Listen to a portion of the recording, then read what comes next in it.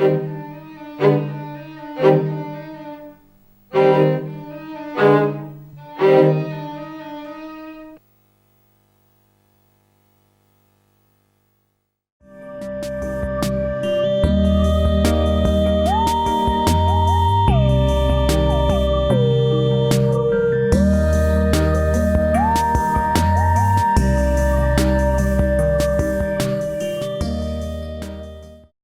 tardes a todas, buenas tardes a todos.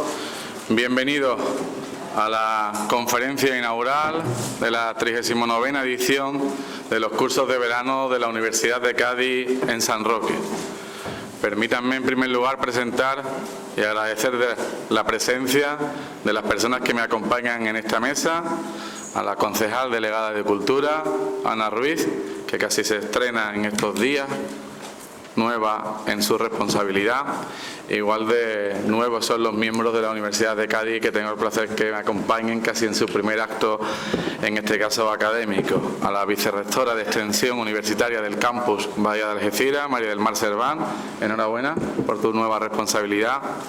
Y también al rector de la Universidad de Cádiz, a Francisco Piniella, que también hace tan solo unos días juraba o prometía su nuevo cargo como rector, y que además no puedo decir que sea su primer acto académico porque lo ha hecho casi esta mañana.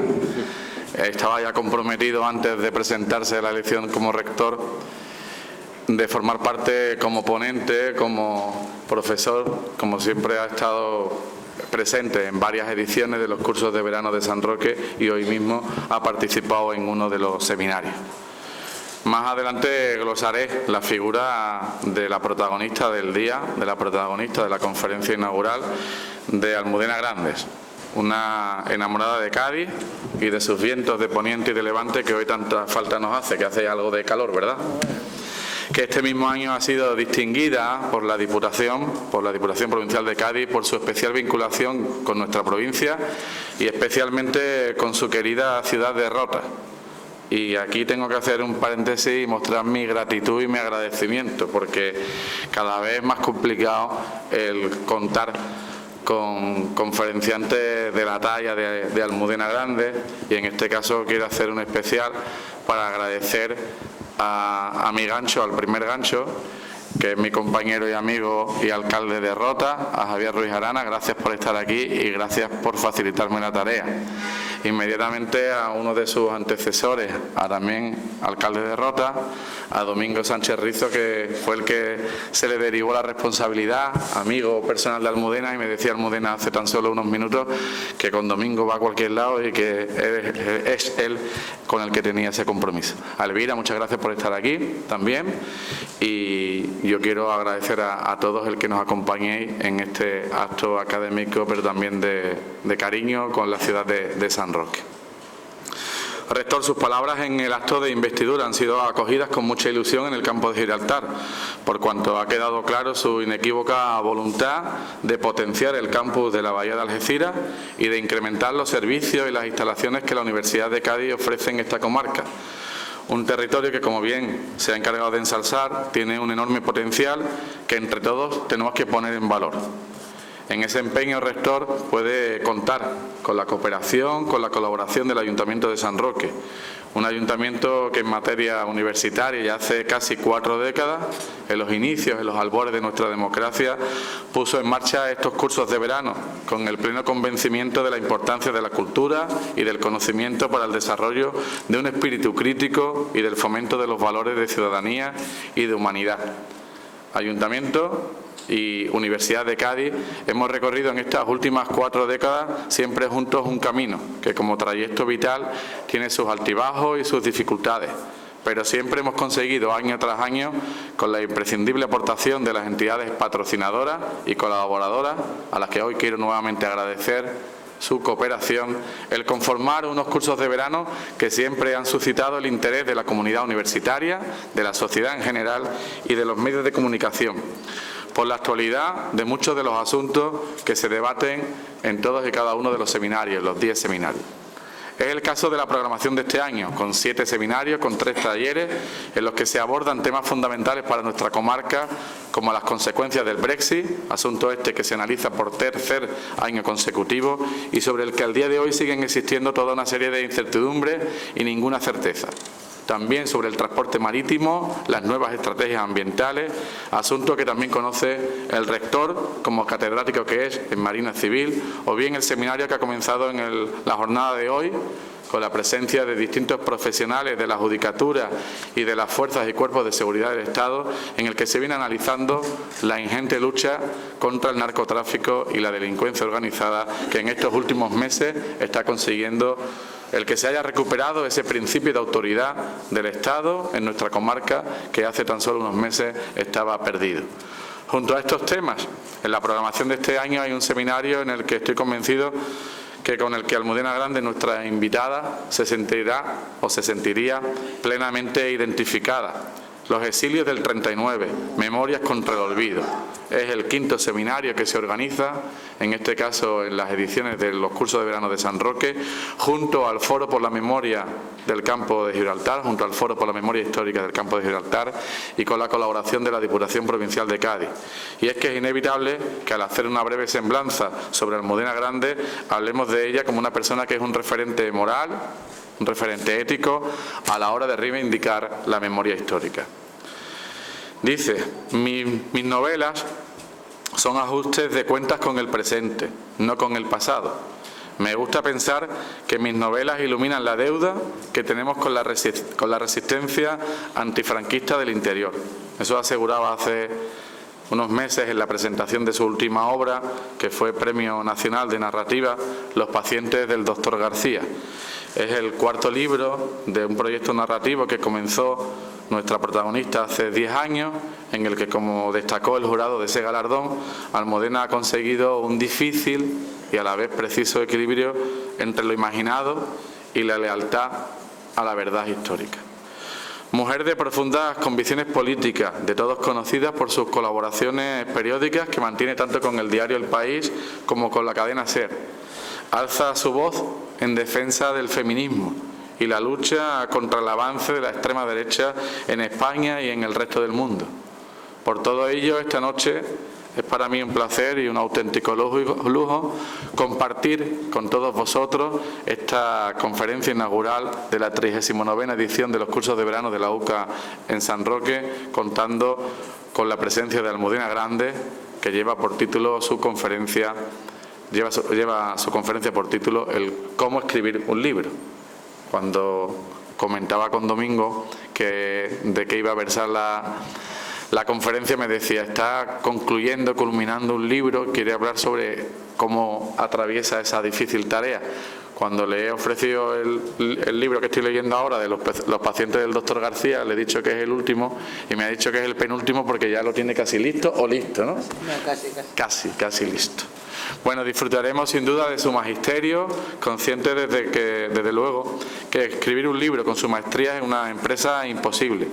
Por eso yo al menos me conformo con el placer de su lectura de sus distintas obras y, como bien dice otro gaditano, ella es de adopción, en este caso gaditano ilustre de nacimiento como Caballero Bonal, que dice que leer un libro, escuchar una sintonía, contemplar un cuadro, son vehículos simples y fecundos para la salvaguardia de todo lo que impide nuestro acceso a la libertad y a la felicidad. Esos son los sentimientos con los que nos generan las distintas obras de Almudena Grande, a quien yo hoy le doy de nuevo las gracias por estar aquí, por estar con nosotros y por ofrecernos esta conferencia. Muchas gracias. Gracias.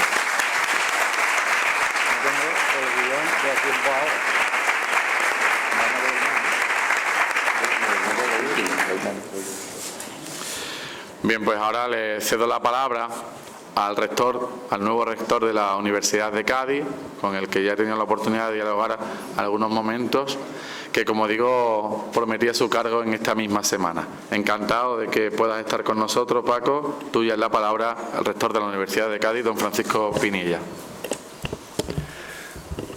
Muchas gracias, Juan Carlos. Alcalde de San Roque, alcalde de Rota, alcalde de Castellar, Querida y admirada Almudena Grande, vicerrectora del Campus Bahía de Algeciras, concejales, concejalas, alumnos, alumnas del curso de verano de la Universidad de Cádiz San Roque, amigos y amigas, buenas tardes. Hoy vivo este acto con la emoción del estreno. Es mi primer acto público académico como rector de la Universidad de Cádiz tras tomar posesión de esta enorme y emocionante responsabilidad hace solo unos días. Y lo es también para la profesora María del Mar Serván, que me acompaña, una persona que conoce, estudia y ama esta comarca como pocas, hasta el punto de reservarle gran parte de su vocación y su trayectoria docente y científica. Ella es desde este pasado lunes la nueva vicerrectora del Campus Bahía de Algeciras, un campus universitario, singular y con enormes potenciales de crecimiento y consolidación. Queremos ser el gran campus universitario del sur de Europa, como es también el de Algeciras, el gran puerto del sur de nuestro continente.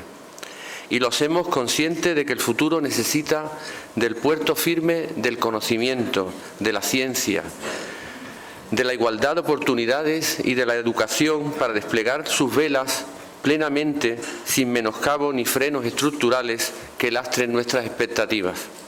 Un futuro que pasa por la universidad, y una universidad que no debe ni puede estar sola.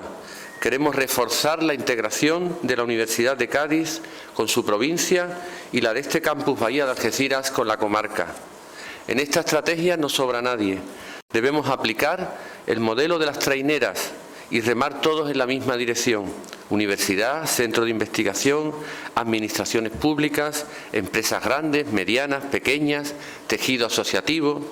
Una suma de alianzas y de aliados, entre los que se encuentra sin duda el Ayuntamiento de San Roque.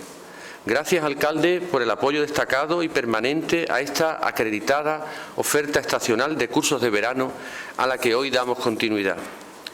En esta acción no entendemos tampoco de parones. El conocimiento no se va de vacaciones, por eso estamos aquí, en pleno mes de julio, inaugurando la 39 edición de estos consolidados cursos de verano de la Universidad de Cádiz en San Roque. Y lo hacemos por todo lo alto, con Almudena Grande, una escritora con la que me identifico tanto, comprometida, audaz, en la que trayectoria vital y literaria se condensan fabulosamente en un ejercicio diario de lucidez, compromiso, implicación social, coherencia y sensibilidad. Gracias, Almudena, por aceptar la invitación de pronunciar esta conferencia. Sé que Malena tiene nombre de tango, como también sé que la literatura española y universal tiene cada vez más nombre de mujeres. No más Fernán Caballero ni Víctor Catalá, ni tantas y tantas mujeres envueltas durante siglos en seudónimos masculinos. Y también sabemos que esta comarca, como cualquier punto de nuestro país, de esta Europa tan poco cohesionada o del mundo en general, debe formar parte de un verdadero atlas de geografía humana. En mapa compuestos por territorios, ciudades, pueblos y personas, donde seamos noticia por nuestra humanidad, con quienes sufren más y tienen menos. Es esta una causa de todos, también de la universidad, para defender un modelo de sociedad justo e integrador, del que estoy seguro participa nuestra conferencia inaugural. Un objetivo que involucra también a nuestros cursos de verano de la Universidad de Cádiz en San Roque. Constituye sin duda una propuesta académica que refuerza y suplementa la actividad docente reglada de nuestra universidad y demuestra además el papel vertebrador de la Universidad de Cádiz en el conjunto de la provincia desde una misión elemental, la generación de conocimiento. Este curso de verano de San Roque, junto a los de otoño de Algeciras, son dos firmes pilares de nuestra programación de cursos estacionales consolidados en mapa de las universidades españolas. Una programación que nos permite extender y ampliar la oferta académica de nuestra Universidad de Cádiz en el campus Bahía de Algeciras, que cuenta en el próximo 2019-2020 con 11 títulos de grado, un doble grado de nueva impartición y 5 másteres oficiales. Cuando las aulas de nuestros centros se quedan vacías, toma el relevo la actividad académica y cultural en la segunda quincena de julio de estos cursos de verano de San Roque, que en 2019 alcanzaba, como ha dicho el alcalde, la 39 edición. Unos cursos que además tejen una sólida alianza institucional con el entorno y la sociedad de la comarca. Imposible concebirlo sin el apoyo de empresas y entidades públicas y privadas de la comarca. Entre todos hemos logrado diseñar una programación compuesta por 7 seminarios entre el 15 y 26 de julio, a los que se suma un ciclo de conferencias magistrales. Esta inauguración de Almudena Grandes junto a la de Paloma Sánchez Garnica, Amelia Barcasel y Jorge Tizón. Hablamos de seminarios absolutamente vinculados a la realidad de la comarca y que abordan temas como los riesgos laborales, las ciudades inteligentes, la memoria histórica, el protocolo empresarial, el narcotráfico y la delincuencia, el Brexit o los puertos y el transporte marítimo. Unos cursos que se complementan con un bloque de 3 talleres de arteterapia gestal, las artes escénicas y patrimonio y el swing. Organizado por la Universidad de Cádiz y el Ayuntamiento de San Roque, esta programación cuenta con el patrocinio de la Fundación SEPSA, la Diputación Provincial de Cádiz, la Red Eléctrica de España, el Consejo Social de la Universidad, APM Terminal y Santander Universidades, así como la colaboración de empresas y entidades como la Fundación Castilla del Pino, el Foro por la Memoria del Campo de Gibraltar, el Hotel Guadacorte Par y el Restaurante Don Benito. Gracias a todos. Gracias a todos ha sido posible estar hoy aquí inaugurando esta edición y gracias también al formidable equipo humano de gestores culturales de extensión universitaria y del Ayuntamiento de San Roque por cumplir de nuevo sobradamente con el reto de organizar estos cursos. Especialmente también agradecimiento a la vicerrectora hasta hace unos días, Teresa García Valderrama, y sobre todo a nuestro técnico Salvador Catalán, que desgraciadamente no se encuentra aquí por motivos personales. Termino. Al teatro de la vida le pone guión en muchas ocasiones la literatura, que se nutre de la experiencia y de nuestras expectativas de futuro, de lo que somos y de lo que queremos ser, realidad y fantasía, circunstancia y ficción. Ahora nos va a hablar Almudena de su vida, porque ha tejido su relato vital en torno a la formidable aventura de cómo escribir libros. Obras que luego nos iluminan el alma y nos hacen ser mejores personas. Una literatura, la suya, con los pies en el suelo, pero al mismo tiempo arrebatadoramente libre y sin tabúes ni ataduras, reveladora porque no esconde la verdad, la muestra, porque como dice la propia Almudena, omitir las verdades no es otra cosa que una variedad refinada de la mentira. Gracias, Almudena, y gracias a todos y todas por, con vuestro empeño y presencia, hacer realidad este curso de verano. Muchas gracias.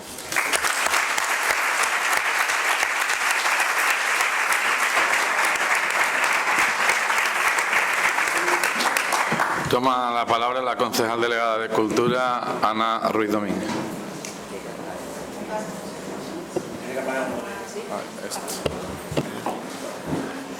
Muy buenas tardes. Desde la Delegación de Cultura de este Ayuntamiento de San Roque queremos daros la bienvenida. Don Juan Carlos Ruiz Boix, alcalde del Ayuntamiento de San Roque, don Francisco Piniella Corbacho, rector magnífico de la Universidad de Cádiz, doña María del Mar Cerván Jiménez, vicerrectora del campus Bahía de Algeciras, y doña Almudena Grandes Hernández, ponente y escritora. Muchas gracias por aceptar nuestra invitación. Autoridades, miembros de la corporación, responsables de la Universidad de Cádiz, alumnos y alumnas y todas las personas que nos acompañan, bienvenidos a la 39ª edición de los cursos de verano de la Universidad de Cádiz, aquí en San Roque. Agradecer vuestra asistencia a esta conferencia inaugural. A día de hoy llevamos matriculados e inscritos más de 200 alumnos y alumnas y esperamos que esta cifra aumente con las conferencias y actividades complementarias. Recalcar que toda persona que esté interesada en asistir a algún seminario podrá hacerlo pasándose por la secretaría que tenemos aquí instalada en el edificio Palacio de los Gobernadores, y puede hacerlo sin ningún tipo de impedimento económico, ya que dotamos de becas para ello. Me gustaría invitarles a varias actividades que tenemos organizadas en la agenda paralela.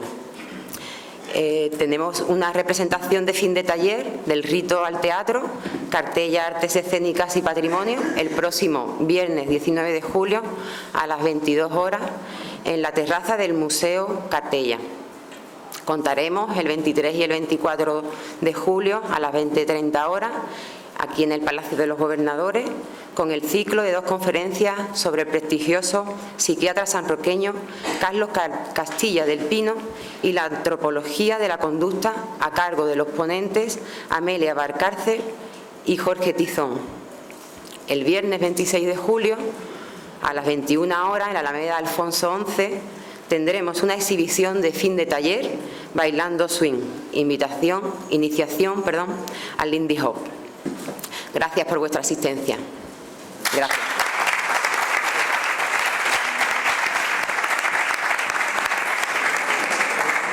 Y ya os prometemos que no hablamos más si la semblanza de la protagonista de hoy, que nos la ofrece la vicerrectora de Extensión Universitaria del Campus Bahía de Algeciras, María del Mar Servan.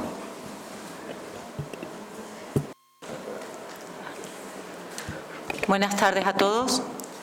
Almudena Grandes estudia Geografía e Historia en la Universidad Complutense de Madrid.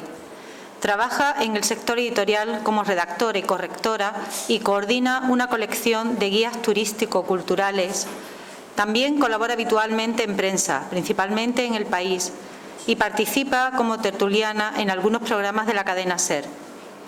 Interviene en varios libros colectivos, como Libro Negro de Madrid en 1994, Madres e Hijas en 1996 y Érase una vez la paz en 1996 también. Y está comprometida con diferentes colectivos. Desde 1998 es miembro del Comité Asesor del Legado Andalusí y en numerosas ocasiones ha manifestado su apoyo a Izquierda Unida.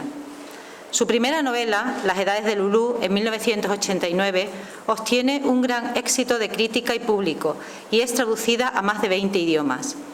Obtiene con ella el premio Sonrisa Vertical de novela erótica y es llevada al cine por Vigas Luna en 1990. Su siguiente novela, Malena tiene nombre de tango, en 1994, aquí la tenemos, es adaptada al cine por Gerardo Herrero en 1996. Después de Malena, publicó varias novelas protagonizadas por mujeres, como Atlas de Geografía Humana en 1998 o Los aires difíciles en 2002, llevada también al cine por Gerardo Herrero en 2006. En 2007 publica El corazón helado, que en 2008 gana el premio José Manuel Lara y el del Gremio de Libreros de Madrid. En 1997 es la primera mujer que recibe el premio Rosón de Oro, que antes habían obtenido escritores como Alberto Moravia o Ernesto Sábato. Vive a caballo entre Granada y Madrid, participa en encuentros literarios y se reivindica como heredera de la gran novelística del siglo XIX, especialmente del realismo francés y de la narrativa de Benito Pérez Galdós. Gran parte de su novelística está ambientada en los años finales del siglo XX y muestra la vida cotidiana de la España de cambio de siglo. También le interesa la Guerra Civil Española. En El corazón helado, en 2007, presenta el establecimiento de varias dinámicas de poder de la España contemporánea. Esta mirada al pasado se sistematiza a partir de Inés y la alegría, en 2010, que da comienzo a una serie centrada en el conflicto bélico denominada Episodios de una guerra interminable, continuada con El lector de Julio Verne en 2012, Las tres bodas de Manolita en 2013 y Los pacientes del doctor García en 2017. Según la autora, la quinta entrega de la serie, La madre de Frankenstein, está ubicada en la década de los 50. En octubre de 2018 gana el Premio Nacional de Narrativa. Y lo que nos queda.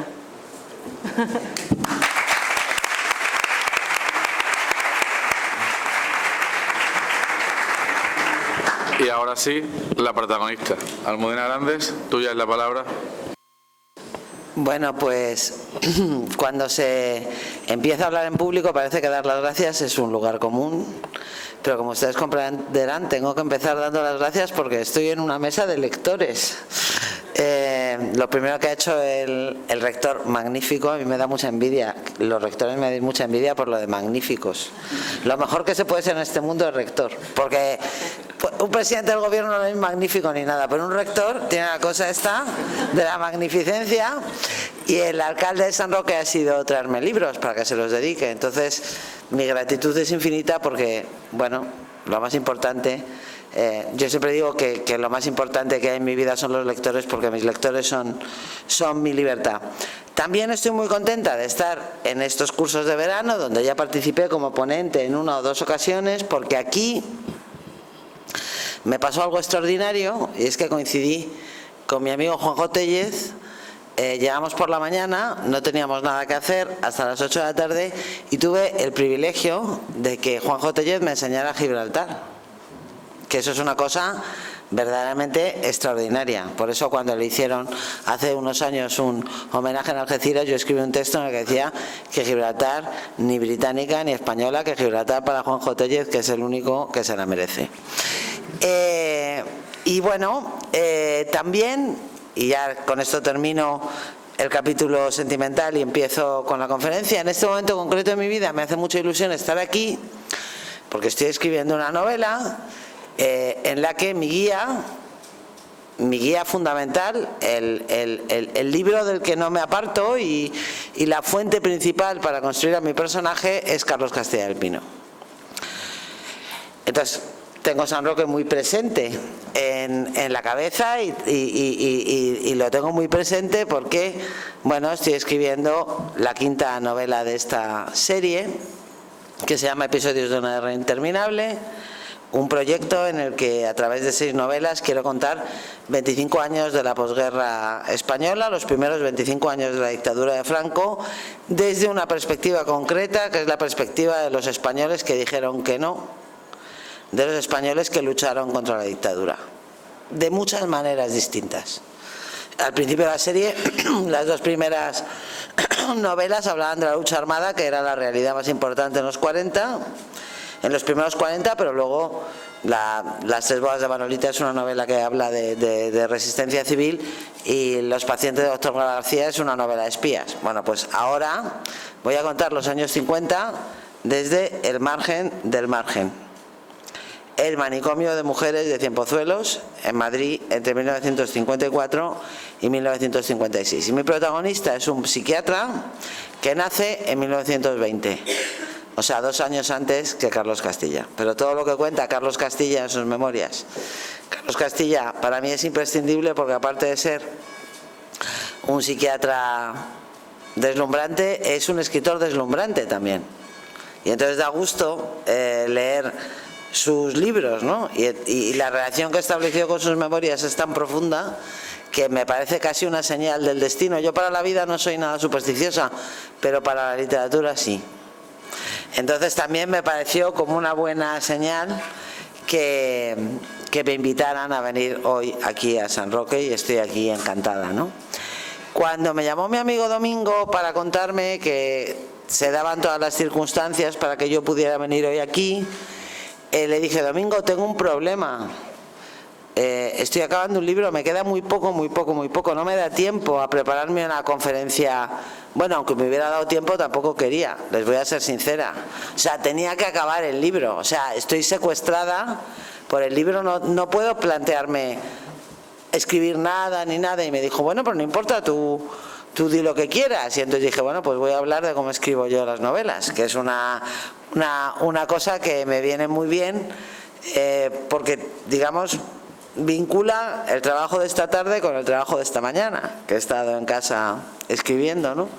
Y eso, por otro lado, es algo que a mí me gusta contar, porque yo creo que las novelas las completan los lectores, y muchas veces los lectores, que por supuesto tienen derecho a interpretar un libro como quieran, tienen el mismo derecho que su autor a interpretar un libro como ellos quieran, pues los lectores pueden iluminar zonas de un libro que el autor no puede contar, o se acuerdan mucho más porque lo han leído más cerca.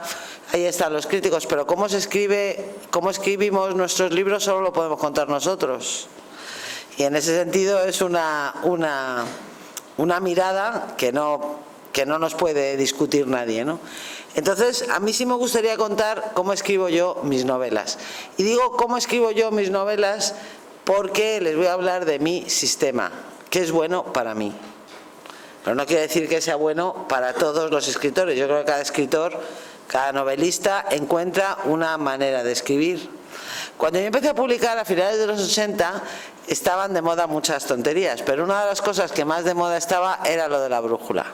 Se hablaba mucho de si eras un escritor con brújula, si eras un escritor sin brújula. Bueno, porque se distinguía entre los escritores que digamos que tenían un plan previo que les llevaba a un lugar y los que se lanzaban al mar sin brújula, de alguna manera al mar de la escritura, ¿no? Y cuando yo empecé a escribir, yo decía que yo sí era una escritora con brújula, porque yo sabía cuál era el principio de mis novelas, sabía de dónde arrancaba una novela, tenía una idea aproximada de a dónde quería llegar al final y luego, pues, la novela iba por donde le daba la gana, que es lo que suele ocurrir. O sea, yo creía que tenía brújula y en realidad lo que tenía era nada. Me ponía a escribir y no tenía un plan preconcebido y la novela hacía lo que ella quería, ¿no? A veces para bien y a veces para no tan bien. Porque yo ahora miro hacia atrás y pienso que mis primeras novelas, esas que yo llamo las novelas de las chicas de la movida, yo no las he vuelto a leer porque yo nunca releo mis libros, pero por el recuerdo que tengo de ellas creo que están llenas de excrescencias y que están llenas como de historias que son como granos que le salen al argumento principal, pero ya no tiene remedio. Yo encontré un sistema, encontré mi propio sistema, que es el que me ha permitido escribir los libros que escribo. Mis lectores saben que a mí me gusta complicarme mucho la vida. O sea, yo nunca escribo novelas lineales, con un solo personaje. Nunca escribo novelas que pasan en un mes, que seguro que es muy interesante y que se podría hacer, pero yo no me sale. Nunca escribo novelas lineales con un solo personaje, siempre escribo novelas que tienen más de un eje y que se dilatan mucho en el tiempo, y yo puedo afrontar la escritura de esos libros porque tengo un sistema determinado. Y es un sistema que tiene un origen biográfico, y esto también es interesante contarlo porque, claro, los escritores al fin y al cabo somos gente corriente. A algunos les gusta aparentar que no lo son, pero somos personas normales como los demás. O sea, pagamos la luz, comemos 3 veces al día y esas cosas.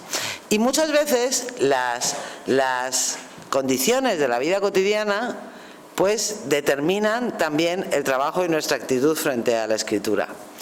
En 1997 yo tuve una hija, que iba a ser mi última hija, mi hija Elisa, que ahora tiene 22 años. Y yo estaba acabando Atlas de Geografía Humana. Elisa fue un bebé maravilloso, que estaba todo el día durmiendo, mamaba a sus horas, no daba la lata. Total, yo acabé la novela mientras ella era un bebé. Y luego decidí que me iba a dedicar a mi hija un tiempo, ¿no? Su padre y yo habíamos pactado, habíamos estado pensando, habíamos estado mirando y habíamos creído que a lo mejor ella cumplía 2 años en febrero, pues que a lo mejor era que estuviera en casa, que empezara en la guardería en el curso siguiente, ¿no? Cuando tuviera 2 años y 6 meses más o menos. Y entonces nada, yo publiqué Atlas de Geografía Humana, me quedé en casa con mi niña, todo muy bien. Y un día, cuando llevaba a Elisa de paseo por la calle, en la esquina de la calle Larra con la calle, que es donde vivo yo, con la calle Sagasta, la estaba paseando, volvíamos ya a casa, y me acuerdo con una claridad deslumbrante de aquel momento, de repente me di cuenta de que yo en realidad había escrito siempre sobre lo mismo, y de que ya no tenía nada más que contar. Había terminado Atlas de Geografía Humana, que es la 4ª novela en la que cuento la vida de mi generación, en mi ciudad, en mi país, en la época en la que yo viví. O sea, yo me estuve mirando el ombligo desde 1989 hasta 1997 y hablé de los conflictos de identidad de las mujeres de mi generación desde aproximadamente todos los lugares posibles, sexuales, sentimentales, amorosos, ideológicos, familiares. En Atlas de Geografía Humana llegué a los laborales y más allá del universo laboral ya no había nada, ¿no? Y en aquel momento, empujando el cochecito de mi hija, dije, Dios mío, ¿y ahora qué hago yo? ¿Qué hago yo? Porque a lo mejor yo ya no sirvo para escribir nada que no sea esto, que ahora llamo con una cierta nostalgia las chicas de la movida, ¿no? A aquellos libros. ¿Qué hago yo? O me repito, o me tengo que inventar algo, o tengo que dejar de escribir. Y entonces tuve una crisis en la que no sabía qué hacer, y mi hija cumplió años, cumplió un año y medio, y de repente en Rota, casualmente, se me ocurrió una idea para escribir otra novela. Porque yo, cuando escribo novelas, siempre parto de imágenes, no sé por qué. Hay muchas cosas que no sé de por qué hago lo que hago, pero siempre parto de una imagen. Hay una imagen que me obsesiona, que de repente me promete una historia, y entonces empiezo a darle vueltas a esa imagen y pienso, ¿y esto dónde me va a llevar? ¿Esto dónde me va a llevar? Y la novela sale de ahí. Bueno, pues yo llevaba veraneando en Rota bastantes años, cuando de repente un día me di cuenta de que las casas en Rota, también aquí, también en Sanlúcar, pero en esta parte del mundo, digamos, tenían una condición peculiar. Porque yo soy de Madrid, y en la Sierra de Madrid y en la inmensa mayoría de las casas de las casas bajas con jardín del mundo mundial, la frontera, el vallado que hay entre el jardín y la calle es penetrable. Se puede atisbar con los ojos. Suele ser una alambrada, una reja con una ligustre, una reja con un arbusto, pero circula el aire, digamos, entre la calle y el interior de la casa. En Rota no. En Rota las casas, al otro lado del patio, tienen un muro así de alto de piedra, bueno, de piedra, de ladrillo, exactamente igual de muro que los muros de la casa, ¿no? Es por el viento, para proteger los jardines del viento. Pero yo un buen día estaba allí y dije, bueno, en realidad, cuando se baja un toldo, es imposible saber si hay alguien en el patio o no. Estas casas son escondites naturales. Y entonces dije, qué bien, ¿y a quién escondería yo aquí? ¿A quién escondería yo aquí? Y ese es el germen de Los aires difíciles, que es la historia de dos delincuentes impunes, dos buenas personas que son capaces de cometer un crimen y que se esconden precisamente en Rota, en la bahía de Cádiz, ¿no? Y de repente vi con mucha claridad, y aquello me encantó, porque dije, bueno, qué bien, porque ya cambio de rollo, me voy a Cádiz, ya me aparto de las chicas de la movida. Era un poco mentira, porque Juan Olmedo es un chico de la movida. El protagonista masculino de la novela tiene mucho que ver con mis chicas anteriores, pero Sara Gómez no. Sara Gómez Morales, que es la protagonista femenina de Los aires difíciles, que probablemente es el personaje más importante o el que más ha hecho por mí en mi vida, porque Sara Gómez fue la que me abrió la puerta a la memoria, porque si no hubiera escrito la historia de Sara Gómez no habría escrito El corazón, y si no hubiera escrito El corazón no habría escrito los episodios. Sara Gómez, aparte de ser una ladrona que roba a unos ladrones y por lo tanto tiene 100 años de perdón, bueno, de momento lo que tiene es que se libra de todo, se va a la playa a vivir. Pero ella, cuando era pequeña, ella es una mujer, no voy a contar la historia, porque nunca hay que reventar las historias. Yo odio la palabra spoiler, porque antes de que existiera la palabra spoiler, nos entendíamos todos perfectamente.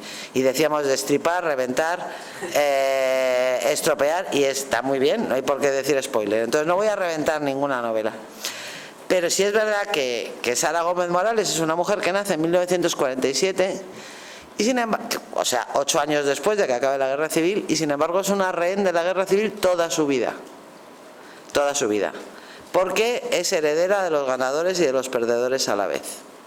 Hija biológica de un perdedor, la cría la familia de un vencedor, y a los 16 años la devuelven a su familia original, y es una desclasada perpetua. Nunca sabe dónde está, nunca sabe cuál es su sitio. Bueno, pues cuando a mí se me ocurrió que voy a escribir una novela aprovechando que las casas de Rota son un escondite cuando se baja el toldo, que yo comprendo que esto es muy raro contar esto, y a veces parezco un poco el niño del sexto sentido, pero les aseguro que es eso lo que me pasa. O sea, que lo vi y de repente, pues yo dije, bueno, ¿y ahora qué hago con mi hija? Pues claro, el tiempo había cambiado, el tiempo había pasado, mi hija tenía ya como 2 años y era muy mala, o sea, de bebé era muy buena, a los 2 años era atroz. No podía estar en el parque porque se escapaba trepando, mordía los cables, o sea, era como fatal. Y yo dije, bueno, ¿y ahora qué hago? Porque no la voy a meter en la guardería antes, porque además ya le he reservado plaza y además tengo yo un compromiso con mi hija. O sea, no voy a coger ahora y a decir, ¿qué hago? Y entonces me ocurrió, bueno, pues voy a hacer una cosa, voy a coger un cuaderno y en los ratos libres que tenga voy a ir adelantando la historia de esta historia de la Casa de Rota, que todavía no era una novela, ni se llamaba Los aires difíciles, ni nada de nada.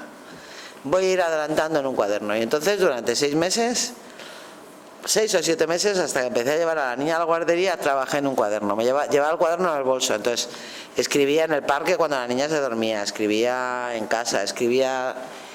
Y me di cuenta de que lo que yo necesitaba era un cuaderno. De que el cuaderno era la solución a todos mis problemas. Porque descubrí que si trabajaba antes en un cuaderno, antes de empezar a escribir el texto, las crisis las pasaba en el cuaderno. Lo que más teme un novelista es ese momento fantástico en el que llevas 2 meses escribiendo 2 folios diarios y vas a una velocidad fantástica y de repente llegas a un sitio y dices, ¿y ahora dónde voy? Porque llegas a un callejón sin salida o llegas a una situación inviable o no sabes qué hacer con tu personaje. Eso si no tienes un cuaderno. Porque si tienes un cuaderno, esa crisis la has pasado antes. Cuando has pensado antes de escribir en esa situación, ¿no? Esa es una de las principales ventajas del cuaderno. Yo cuando empecé me pareció que era maravilloso pasar las crisis en los cuadernos. Pero luego acabé convirtiendo el cuaderno en algo fundamental en la escritura de una novela y acabé organizando toda mi escritura alrededor de la existencia de un cuaderno previo. Y siempre funciono de la misma manera. Siempre hay una imagen que es por donde voy a empezar. Normalmente la imagen es por donde voy a empezar, no siempre, ¿eh? Porque en Inés y la Alegría la imagen era una mujer a caballo por los Pirineos. Y eso no sale hasta el capítulo 3 o así. Pero normalmente la imagen que tengo es como el principio de la novela, ¿no? Entonces, ¿qué hago en el cuaderno? ¿Cómo funciono? Lo primero que hago es contarme el argumento. Escribo el argumento para contármelo a mí. Pero lo escribo bien. Con adjetivos, con adverbios, con participios. Porque si hago un guión lleno de flechas y de verbos en infinitivo no me vale para nada. No me doy cuenta de si la historia es buena o no es buena. O sea, escribo para seducirme a mí. En primer lugar, para convencerme a mí de que la historia merece la pena o para desecharla. Porque algunas veces, lo de las imágenes es como abrir una caja de ostras. Algunas no las puedes abrir, otras las abres y están podridas. De vez en cuando hay una perla, ¿no? Y con el desarrollo de una imagen pasa lo mismo. Pero yo escribo, me escribo el argumento para contármelo a mí, me lo escribo con mucha calma. Me puedo tirar meses. Con el corazón helado estuve casi 1 año trabajando en el cuaderno. Y para mí eso es escribir una novela, ¿eh? O sea, yo empiezo a escribir una novela cuando empiezo a escribir el argumento en el cuaderno. Porque escribir una novela se podría explicar de muchas maneras, pero una de ellas es tomar decisiones. ¿No? Para escribir una novela determinada tienes que decidir muchas cosas. ¿Quién va a contarla? ¿Quién va a contarla? Porque no es lo mismo escribir en primera persona que escribir en tercera persona. Cuando escribes una novela en primera persona, asumes la implicación sentimental e ideológica con el personaje. Porque escribir yo, aunque parezca una tontería, es un acto importante y tiene una gravedad.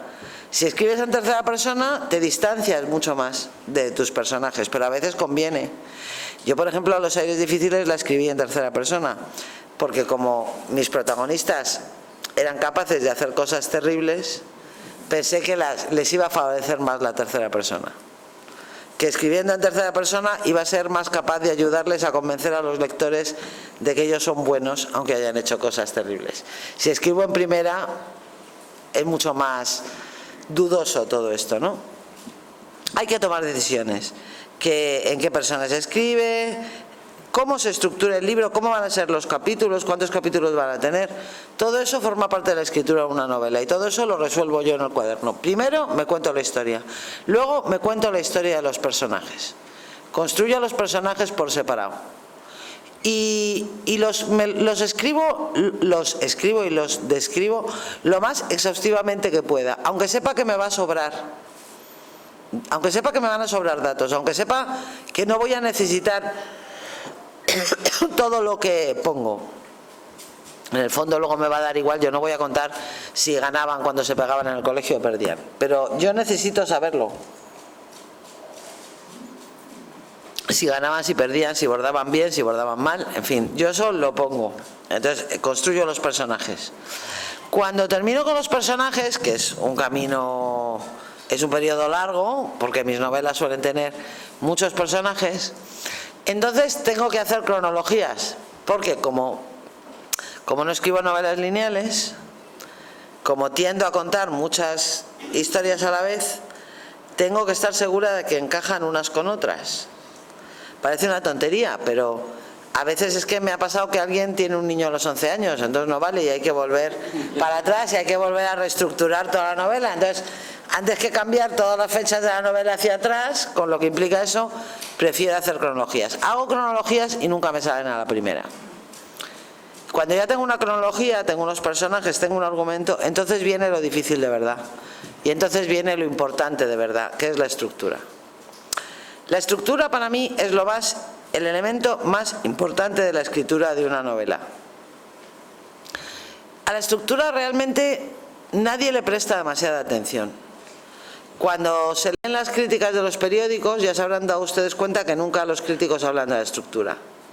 Se suele hablar de los personajes, se suele hablar del estilo, se suele hablar de las novelas a las que se parecen, pero es muy raro que en una crítica se hable de la estructura de un libro.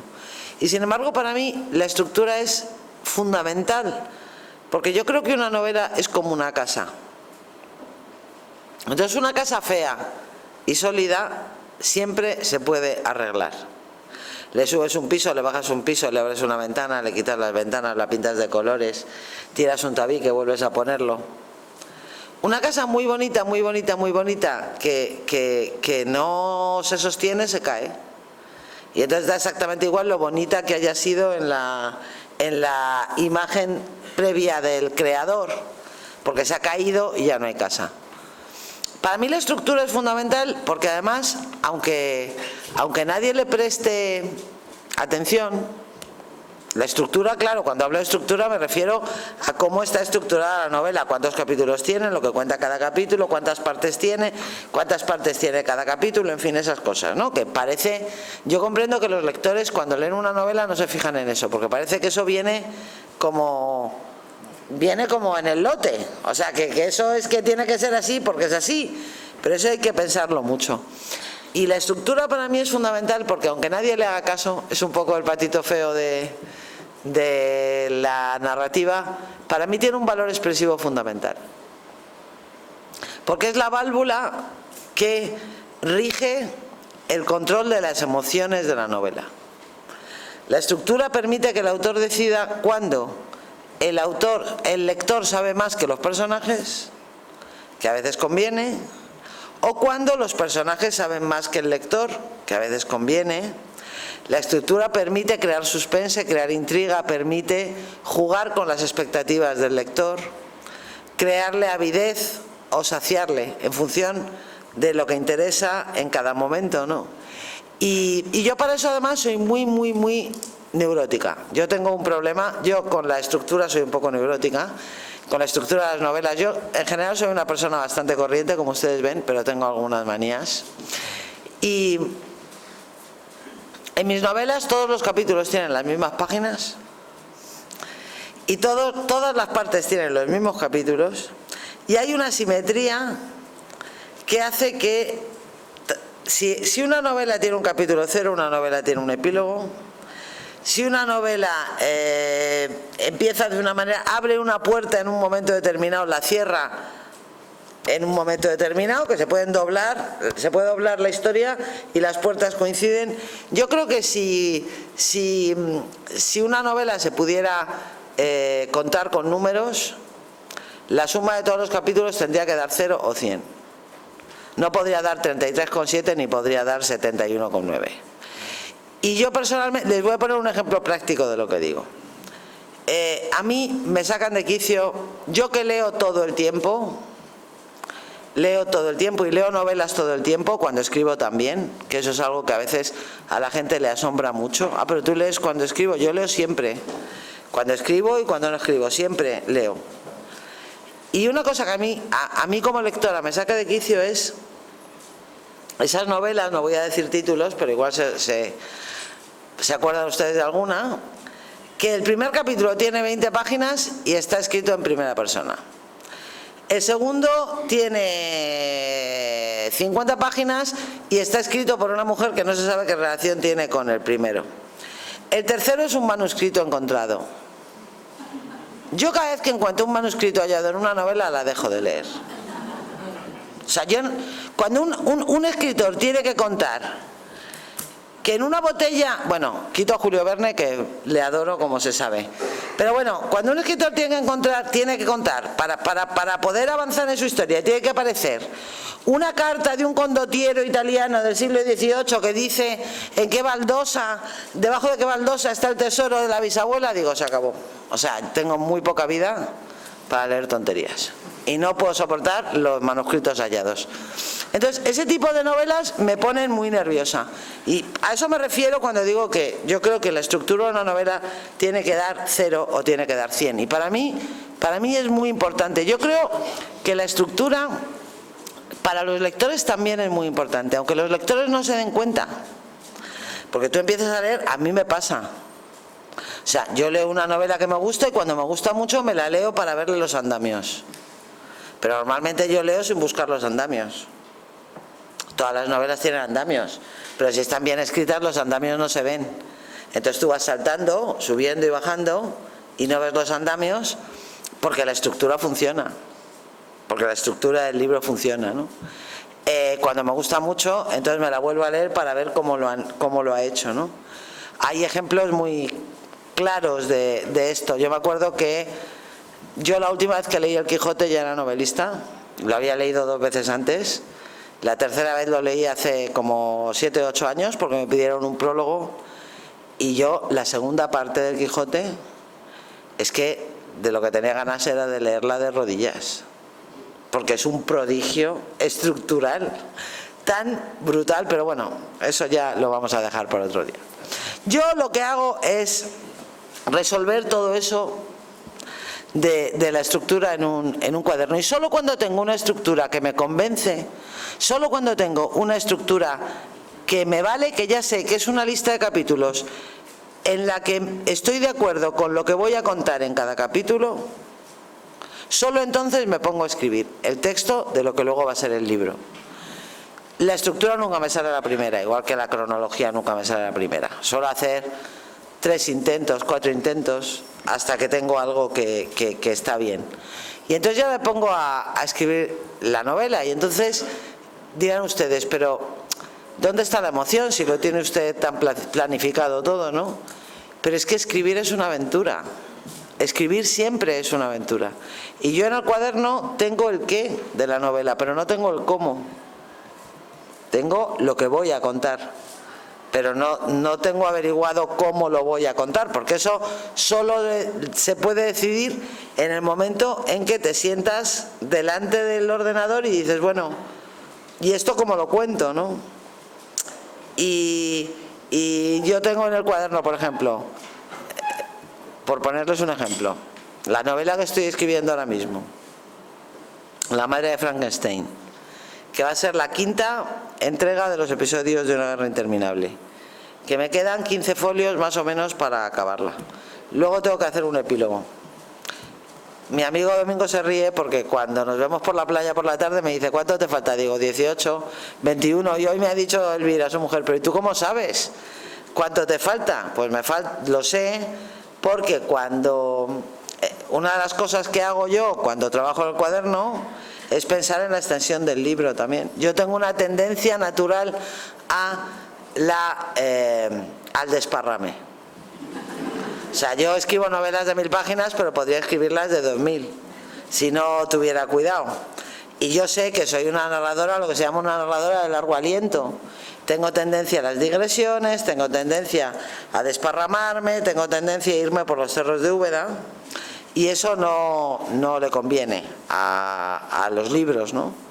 Hay una serie de axiomas muy interesantes sobre mi oficio que yo me aplico. Uno dice que todo lo que no contribuye a que una historia avance, sobra en una historia.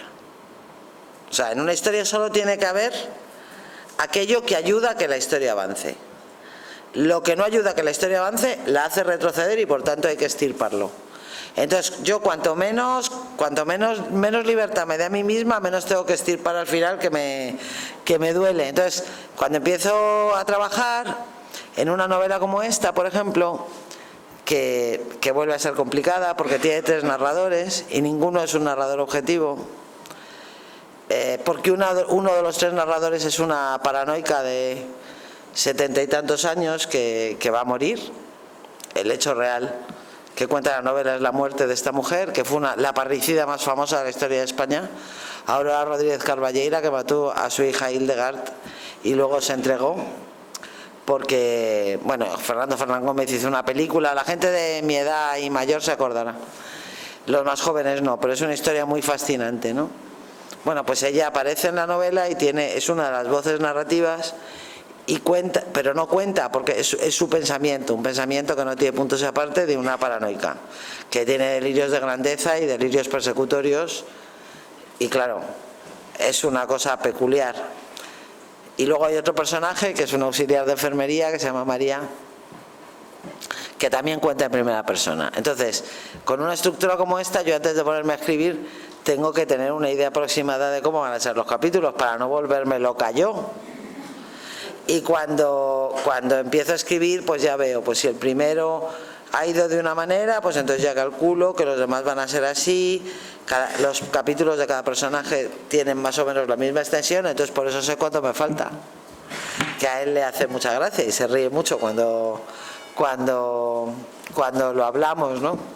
Y bueno, por eso digo que escribir es una aventura, ¿no? El otro día estuve hablando con unos amigos en Rota, que también están aquí, que han venido a verme, y les conté que en definitiva, respecto a mi oficio, se pueden decir muchas cosas, pero una de las que más me gusta a mí, hay muchas formas de definir este oficio, y para terminar, antes de darles la palabra para que me pregunten lo que ustedes quieran, voy a dar una definición ajena y voy a terminar con una definición propia. Un dramaturgo norteamericano al que admiro muchísimo, que se llama David Mamet, en un libro de ensayos teatrales que se llama Los 2 usos del cuchillo, cuenta una anécdota que me pareció deslumbrante y maravillosa de Stanislavski. Stanislavski era un actor ruso, ustedes sabrán, el del famoso método Stanislavski, que se sigue en todo el mundo. Stanislavski era actor, era también escenógrafo, era maestro de actores, era un personaje muy polifacético y muy admirado en su época, ¿no? Y Mamet cuenta que Stanislavski decía que había 2 tipos de obras de teatro. Que hay unas obras de teatro que son perfectas, ¿no? Los actores están fenomenal, la escenografía es preciosa, el texto es brillante, el verso rima perfectamente, el público aplaude de pie largo rato y van comentando mientras salen, qué maravilla, ¿verdad? Estoy impresionada, es impresionante, qué buen trabajo, qué maravilla de texto, cómo me ha gustado, esto es fabuloso, tal, no sé qué. Y decía Stanislavski, luego se van a cenar y al día siguiente ya no se acuerdan de lo que han visto. Pero hay otro tipo de obras de teatro que no se comprenden del todo, que dejan a los espectadores están como en una inquietud, provocan una inquietud en los espectadores que no saben si lo que están viendo les gusta o no. Y contemplan algo que no saben si les gusta o no hasta el final. Y cuando termina la función aplauden, pero mientras salen del teatro no hablan. Y luego no se van a cenar, se va cada uno a su casa. Y desde ese momento piensan en lo que han visto y nunca dejarán de pensar en esa obra, ¿no? Y se preguntaba Stanislavski, ¿por qué sucede esto? Y decía él, porque en las primeras obras solo hay talento, pero las segundas contienen una sustancia afín al corazón humano. A mí me parece que es una cita maravillosa, ¿no?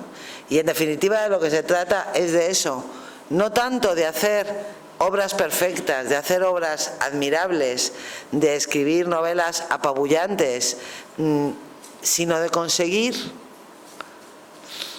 destilar un poquito de esa sustancia que es afín al corazón humano, ¿no? Ese es un poco el sentido que tiene mi oficio, ese es el tipo de novelas que yo procuro escribir. Yo todos los veranos me leo algunas novelas claves en mi vida para no olvidarme de lo que tengo que hacer. O sea, el año pasado me leí Los Buddenbrook, este año me estoy leyendo La Feria de las Vanidades. O sea, me leo novelas apabullantes para decir, a ver, tú, o sea, lo que tenemos que hacer es esto, ¿no? Novelas que contienen una sustancia afín al corazón humano, ¿no? Luego no sé si lo consigo o no, pero esa es mi ambición y a eso me dedico. Y por eso también los lectores son tan importantes para mí. Antes de definir mi oficio con una definición propia, voy a hablar un poco de los lectores, porque no solo porque tenga dos aquí en la mesa, sino los lectores son muy importantes para mí. Normalmente los lectores tienen mala fama ahora, ¿no?, en el mundo literario, porque siempre está la cosa esta de que ahora la literatura se ha convertido en un producto industrial y que molaba más cuando se leía en petit comité y cuando los libros vendían 700 ejemplares y que en realidad los lectores ahora avasallan el mercado y que los lectores son capaces de estropear a escritores porque cuando tiene mucho éxito un libro, la presión de los lectores les obliga a escribir otro muy deprisa y entonces que parece que los lectores son fatales, parece que todos no vivimos de los lectores, que es la realidad. Todo el mundo editorial vivimos de los lectores, también los editores y los críticos y los que se quejan de los lectores. Pero hay un aspecto de los lectores que nunca se tiene en cuenta y que para mí es muy importante, y es que los lectores son la libertad de un escritor. Y yo escribo lo que me da la gana porque mis lectores me sostienen. Y cuando yo en 2010 dije que iba a hacer una serie de 6 novelas sobre la posguerra, que da igual que yo dijera que es sobre la posguerra, porque en España cualquier cosa que roce la dictadura es guerra civil, pero en realidad mi intención, aunque inevitablemente volvemos a la guerra civil, mi intención es contar la posguerra. Pues la gente me miró como si me hubiera vuelto loca y me dijo, pero ¿por qué haces esto? Y ahora ya, claro, como voy por la quinta, ya se han hecho un poco a la idea de que es verdad. Yo puedo hacer eso porque mis lectores me sostienen, porque mis lectores compran mis libros, porque mis lectores me permiten estar tranquila y segura y ganar el dinero suficiente para poder estar 2 años escribiendo otro libro más de los que yo quiero escribir. Si mis lectores no me sostuvieran, yo tendría que escribir lo que los editores creen que tengo que escribir, o lo que los departamentos de marketing de las grandes editoriales creerían que tengo que escribir.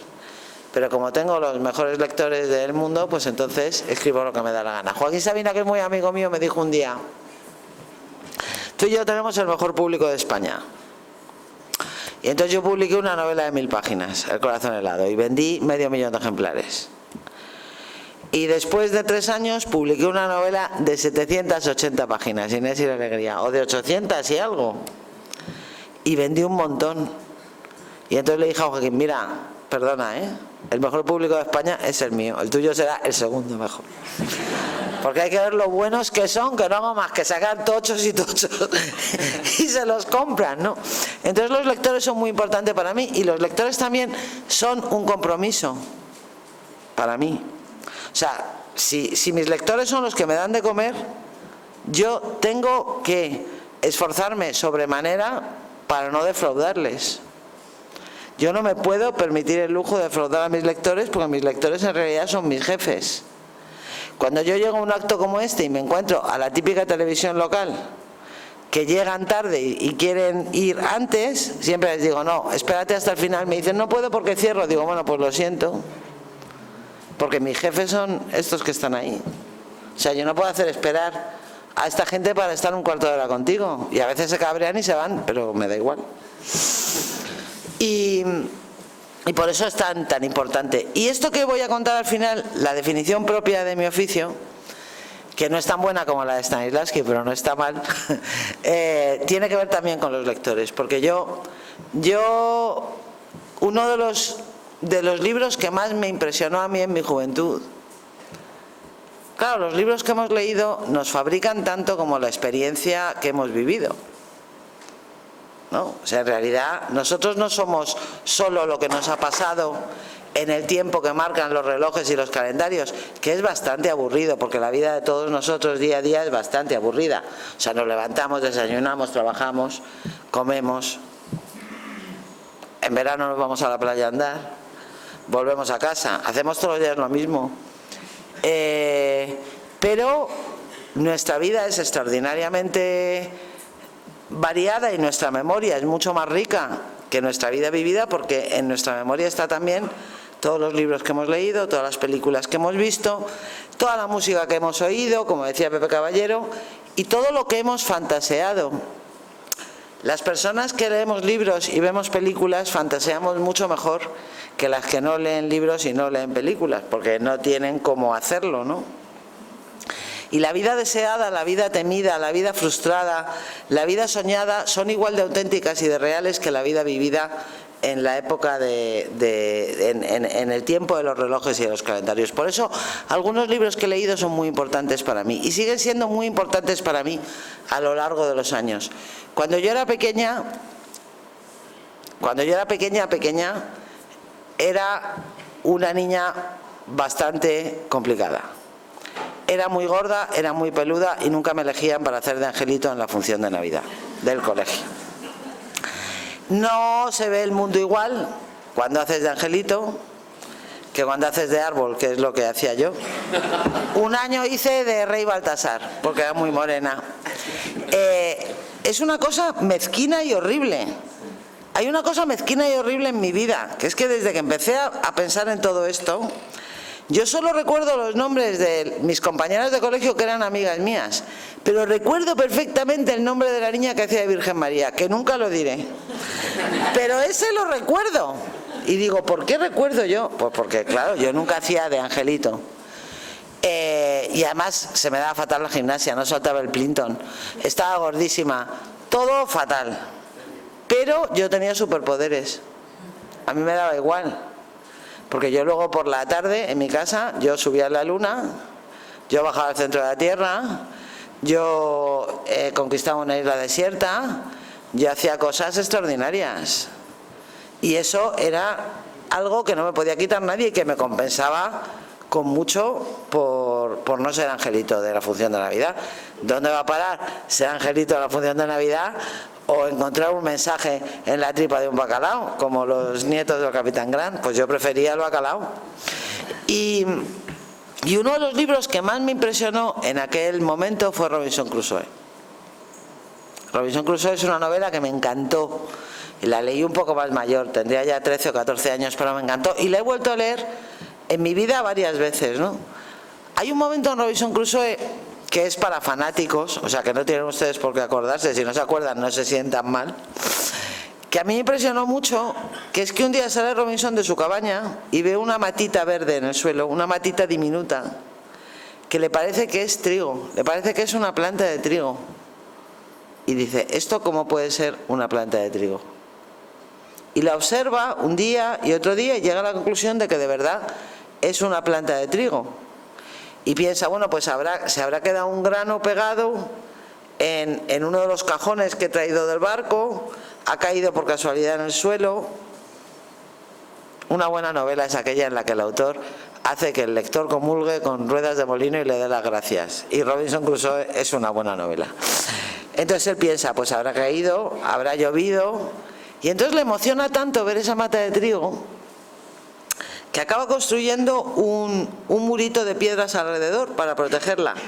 Y el trigo crece y lo cosecha, pero no hace nada con él, salvo coger los granos y plantar todos los granos para tener... Y acaba teniendo un trigal pequeñito, y acaba construyendo un horno de barro y acaba cociendo su propio pan. Esa historia es que me emociona hasta las lágrimas. Y me parece que es una metáfora de tantas cosas en la vida que siempre digo, gracias a Robinson y gracias a Defoe, que escribir un libro en realidad es como inventarse una isla desierta. Es como dibujar un puntito que no existía en el mar, en el océano de los mapas del conocimiento humano, ¿no? Hay como un mapa de todo el conocimiento que hemos acumulado los humanos desde el principio de los tiempos, y entonces cuando escribes un libro tú pintas un puntito y luego a partir de ahí todo lo que tienes que hacer es esperar un naufragio. Esperar el naufragio de un lector que llegue y decida quedarse allí, y decida construir una cabaña, y decida explorar la isla, y plante una mata de trigo, y acabe teniendo un trigal, y acabe cociendo pan, para que esa isla, que al principio es un punto diminuto, acabe convirtiéndose en un territorio verdadero, en ese atlas al que aspiramos todos los que escribimos libros, ¿no? Eso para mí es escribir un libro. Inventarse una isla desierta y aspirar y desear vehementemente un naufragio. Y por eso los lectores son tan importantes para mí, y he tenido un placer tan enorme en dirigirme a ustedes esta tarde. Muchas gracias.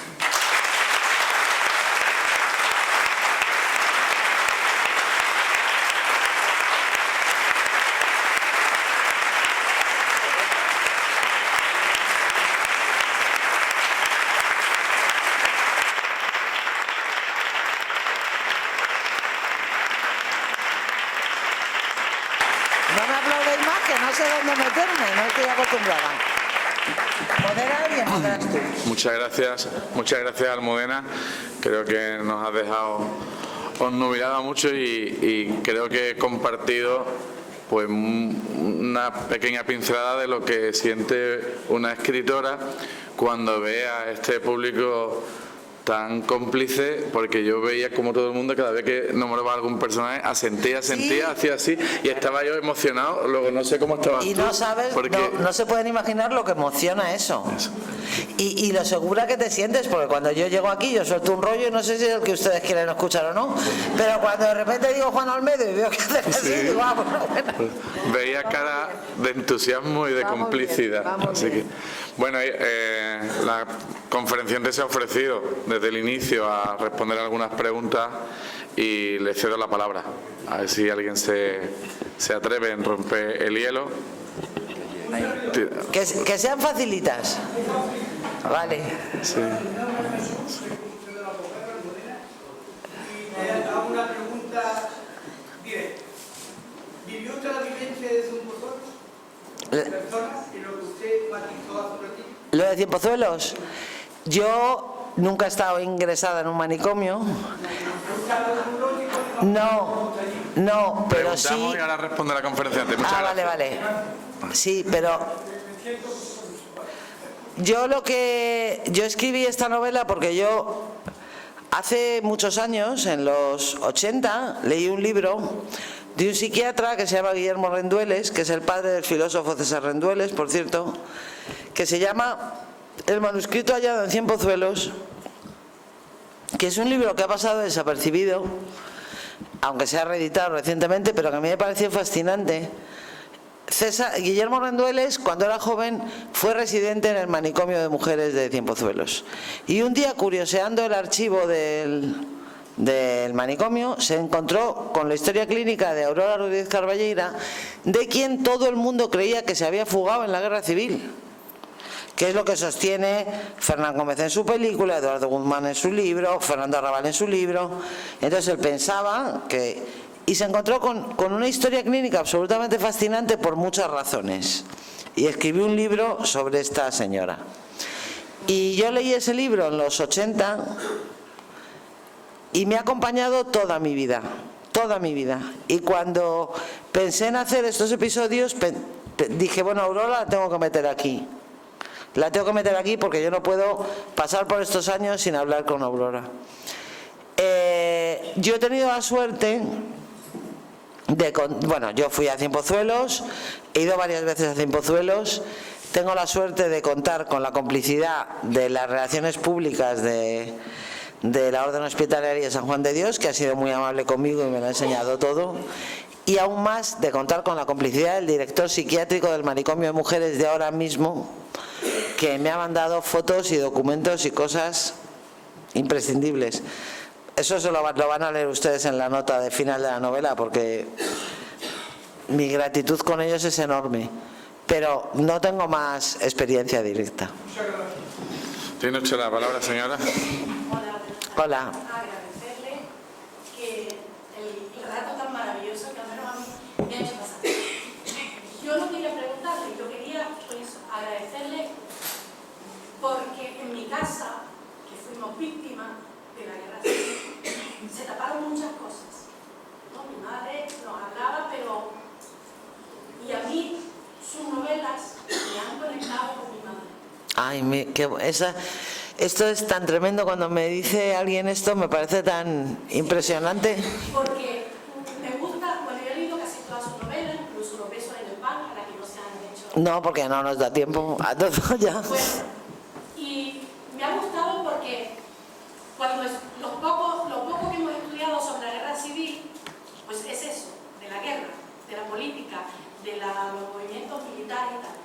Pero poco se ha hablado de las personas normales y corrientes, algunas ni siquiera, o sea, perdidas en ese caos, que ni eran de un bando ni eran de otro, eran víctimas de los demás, como fue más o menos el caso de mi familia. Entonces, mi madre nos contaba algunas cosas, por ejemplo, que nos decía que mi abuelo estaba castigado en Sevilla. Y yo, que era niña, ¿no? Mi madre murió siempre que muy joven. ¿Cómo mi abuelo podía estar castigado? Con el tiempo ha sabido que estaba en la cárcel. Ah. Él estuvo primero preso y luego era un esclavo. Era en un destacamento penal, sí. Entonces estaba redimiendo penas. Y muchas cosas que yo de pequeña oía y no entendía. No entendía lo que era la posguerra, o sea, la inmensa tragedia que fue en este país la posguerra. Y a través de sus libros yo he ido conectando con mis padres. Ay, no me doy, siga contando que no sé dónde meterme cuando me dicen... Eso es lo más maravilloso que me puede pasar a mí. Eso se lo digo, ¿eh? Escuchar una intervención como la suya. Pero de todas maneras, respecto a lo de la gente corriente, esto tiene un copyright. O sea, mis libros no se llaman Episodios de una guerra interminable por casualidad. Yo cuando me planteé escribir esta serie me di cuenta que existía un formato que yo podía utilizar, que era el de los episodios nacionales de Galdós. Por eso se llaman episodios. Galdós es un escritor que ha sido fundamental para mí. Ahora voy a abrir un paréntesis publicitario para decir que, porque yo soy hooligan de Galdós, aparte de lectora, para decir que Galdós inventó en el último tercio del siglo XIX un formato que es transitable en el primer tercio del siglo XXI. Yo no sé cuántos escritores en la historia podrían decir eso. Cierro paréntesis publicitario. ¿Pero qué nos enseñó Galdós? Galdós no solo inventó una forma de escribir ficción alrededor de un hecho real, ¿no? Es que también nos enseñó a contar la historia desde abajo. Él nos enseñó que la vida cotidiana de la gente corriente es una forma de contar la vida pública de las naciones. Los protagonistas de los episodios nacionales son gente corriente, marineros, soldados rasos, un rico heredero que no sabe que lo es, un viejo maestro jubilado, una puta. Sí, esa es la gente que cuenta los episodios, ¿no? Y es por eso, porque la historia, la vida cotidiana de la gente corriente es una manera de contar la gran historia. Los protagonistas de las novelas de Galdós no son los reyes ni los generales, aparecen, pero son secundarios, a veces hacen cameos. A mí hay un cameo que me encanta en una novela, no sé, yo creo que de la tercera serie, que no me acuerdo cuál es, pero hay un momento que Isabel II es un crujido de seda en un pasillo. Porque están en una habitación de la servidumbre del palacio y se meten detrás de una puerta y de repente hay una falda de seda que cruza y hace... y es la reina que pasa. Y en eso se queda la reina, en el crujido de una falda, ¿no? Y eso también es extremadamente, es un hallazgo extremadamente moderno y extremadamente admirable de Galdós. O sea que yo también he tenido mis maestros. Yo cuando pensé que tenía la oportunidad de hacer esta serie me di cuenta además de que ni siquiera soy la primera. O sea, a mediados del siglo XX Max Aub, en el exilio mexicano, adoptó el mismo modelo de los episodios de Galdós para contar la guerra civil. Entonces, en realidad, yo habría pagado por lo que me está pasando, ¿no? Por tener la oportunidad de enganchar mi modesto carricoche a esa locomotora, ¿no? Y bueno, eso es un mérito de Galdós, no mío. Muchas gracias. ¿Alguna cuestión más? ¿La última? ¿No la hay? ¿Los nubilados todos? Pues nada más, muchas gracias. Gracias por su asistencia. Muchas gracias. Gracias. Muchas gracias.